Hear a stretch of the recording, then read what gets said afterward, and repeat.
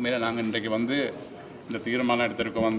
இந்த நாட்டில் என்னத்தை சொன்னாலும் மலையக மக்களுக்கு பிரச்சனை இருக்கின்றது.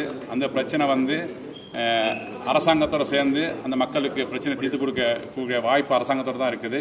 ஆகவே எங்களுடைய பிரச்சனை போயிட்டு வெளியூர்களையோ அமெரிக்காவிலேயோ இங்கிலாந்திலேயோ போயிட்டு எங்கள் பிரச்சனை தீர்த்து கொள்ள முடியாது. நாட்டுடைய ஜனாதிபதி அவர்கள் மூலியமாக தான் தீர்த்து கொள்ள முடியும்.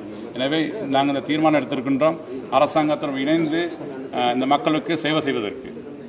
இன்று நாங்கள் இந்த தீர்மானத்தை எடுத்ததற்கு காரணம், இன்று யுத்த காலத்திலே தமிழ் மக்களுக்கு பாரிய அளவிலே பல பிரச்சனை இருந்தது. அந்த நேரத்திலே நாங்கள் அரசாங்கத்தோடு இணைந்திருக்க முடியவில்லை. ஏனென்றால் யுத்த காலத்தில் எதிர்க்கட்சியில் இருக்கும் பொழுதுதான் இப்படியான அந்த பாரிய பிரச்சனை சம்பந்தமாக பாரிய அளவிலே குரல் எழுப்ப முடிந்தது. எமது தலைவர் கௌரவ மனோகணேசன் அவர்கள் கூட யுத்த காலத்திலே எமது மக்களுக்கு ஏற்பட்ட அநீதியை பாரிய அளவிலே வெளியுலகத்துக்கு எடுத்துக் கொண்டார். ஆனால் இன்று யுத்தம் முடிந்துவிட்டது.